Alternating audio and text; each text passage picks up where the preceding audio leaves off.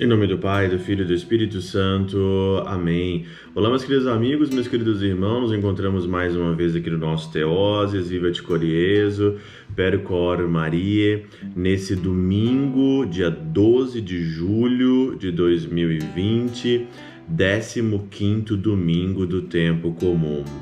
E esse domingo, de maneira muito especial, é o Evangelho de Mateus, capítulo 13, versículo de 1 a 23, tem aqui um pedaço mais curto, vamos assim dizer, só que o oficial mesmo é a parábola do semeador, alonga os 23 versículos que você vai ler então na missa, vai ouvir na missa nesse domingo do 15º domingo do tempo comum. A parábola então desse domingo é a parábola do semeador, o semeador que saiu a semear. Só que antes disso, né, o Senhor, ele, aqui no Evangelho, tem algumas nuances aqui antes de contar a parábola mesmo, o mistério da parábola, a parábola escondida, não revelada, e depois o Senhor, numa outra parte dentro de casa, a partir aí do versículo 18, ele conta a parábola para os discípulos de maneira separada. Então, a primeira parte, né, eu aqui meditando a Catena Áurea, Santo Tomás de Aquino, meditando também os santos, a primeira parte ela é cheia de alegorias. O que é uma alegoria? O que ela é? O que é uma hermenêutica?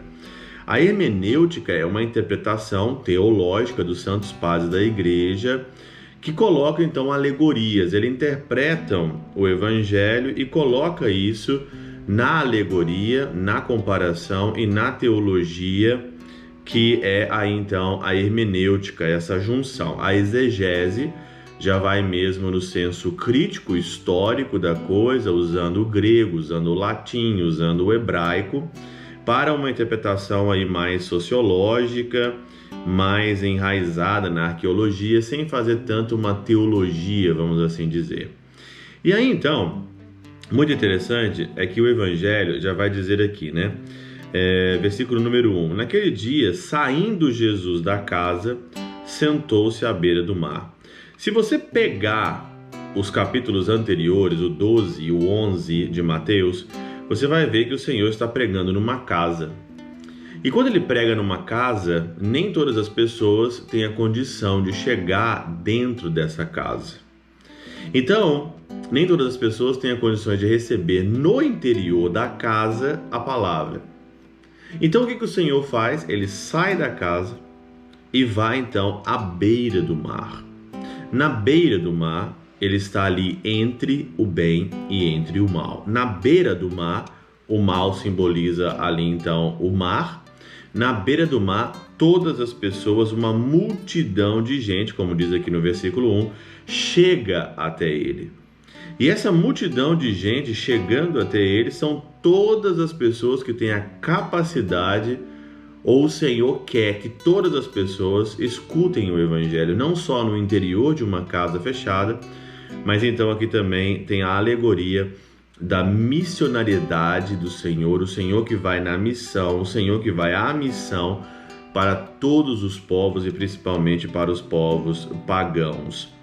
O Senhor então faz esse movimento de uma palavra fechada no interior de uma casa para algumas pessoas e depois nesse interior dessa casa ele sai para a praia, aonde que todas as pessoas têm a capacidade de ouvir a palavra. Ele quer que todas as pessoas ouvem a palavra e aí então ele, depois aqui no mesmo versículo 1, diz então aqui de tal sorte que uma multidão estava comprimindo ele, que era preciso entrar então aí numa barca e sentar nela. Essa barca, ela está ali em cima do mal, entre ali o bem, entre o bem e o mal, e para todo mundo. O que é essa barca? Essa barca é a igreja.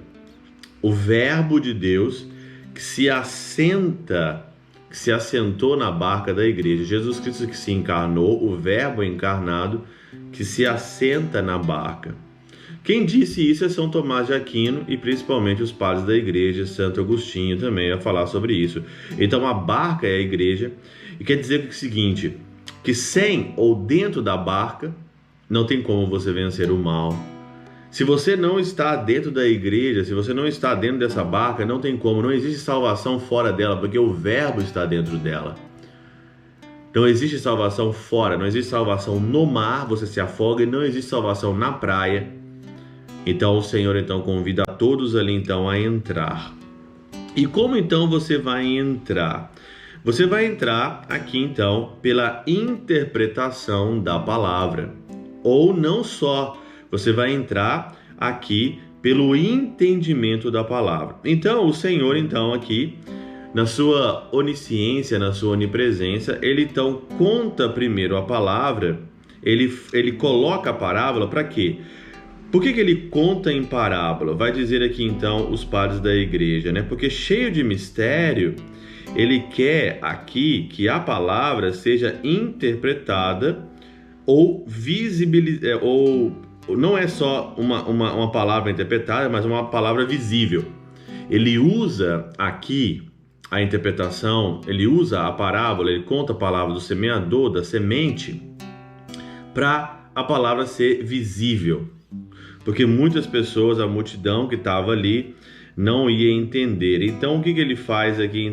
Ele interpreta aquilo que estava escuro, ele coloca as claras para as pessoas entenderem, né?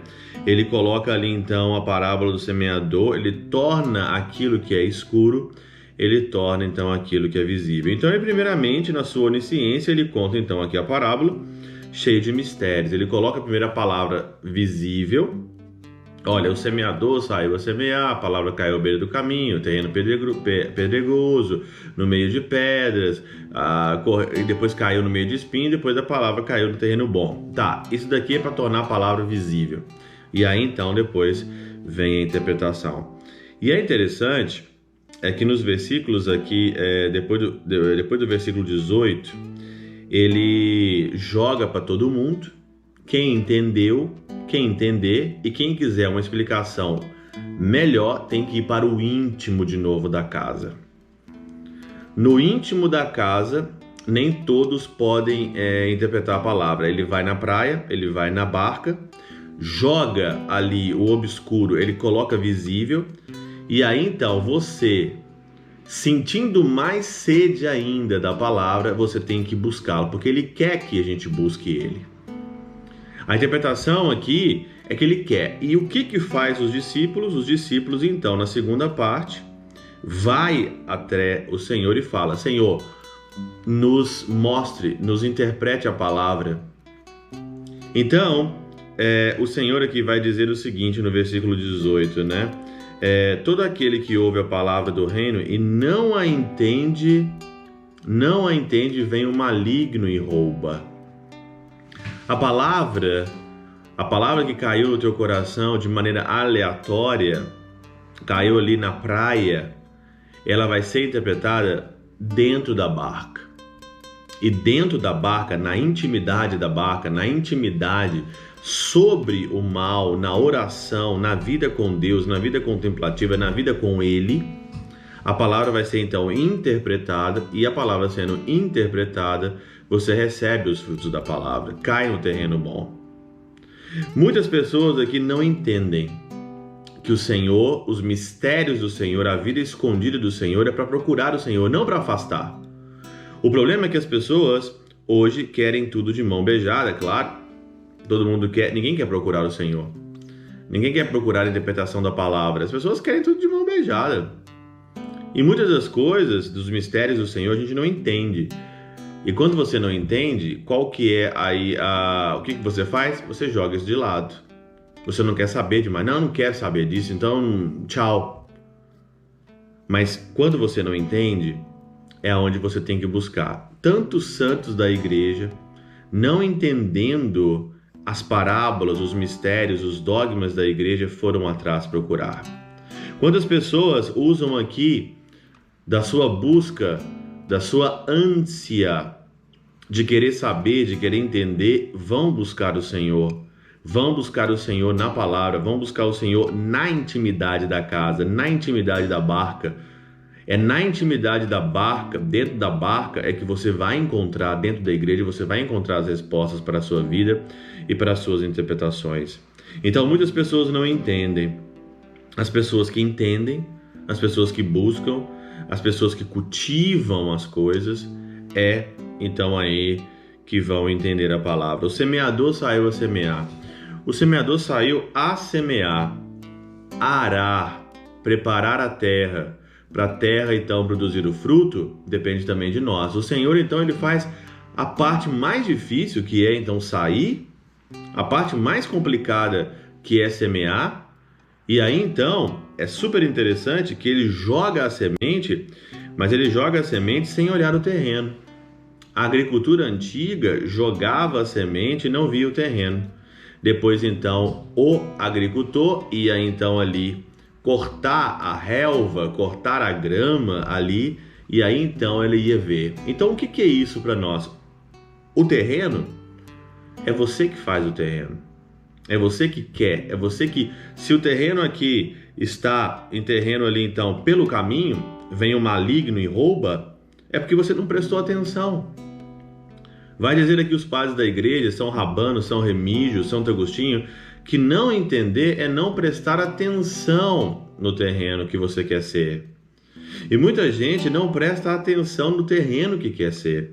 Então, se o terreno cai aqui então em terreno pedregoso, é que você não prestou atenção, você recebe até a palavra com gosto, mas a palavra é sem raiz, dura pouco, é de pouca duração, porque a tribulação, a perseguição, você presta atenção mais na tribulação, na perseguição, e logo se escandaliza, porque pela cruz de Cristo você presta atenção mais na perseguição, não na cruz e não na salvação, então aí a palavra se perde.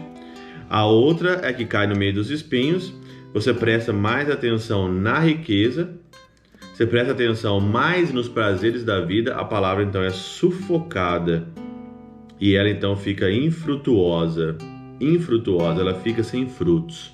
Você prestou mais atenção nas coisas que seduzem esse mundo, então a palavra então não te seduziu, o verbo não te seduziu para o interior e você ficou na praia aonde pode acontecer tudo. E aqueles que entendem, aqueles que entram na barca produzem então frutos 100, 60 e 30 por 1 dentro da barca que é a igreja. E tem muitas outras interpretações, e uma interpretação muito bacana que eu gostei muito aqui é de São Rabano, que diz o seguinte: examinemos brevemente que nosso Senhor não deixou para que a nossa inteligência investigasse. O caminho é a mente calcada e arenosa, sobre o andar contínuo das más cogitações. A pedra é a dureza da mente proterva. A terra é a leveza da alma obediente. O sol é o calor da perseguição furiosa. E a profundidade é a retidão da alma e a disciplina nas coisas celestiais. Já dissemos nessa exposição que nem sempre as mesmas coisas têm um só ou o mesmo significado alegórico. Você pode aqui então, de várias alegorias, servir disso. Aqui é uma linguagem super espiritual da mente.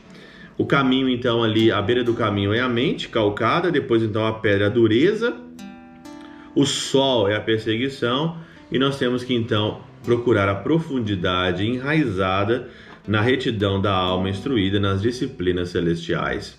Fora da barca, não tem como você fazer essa interpretação.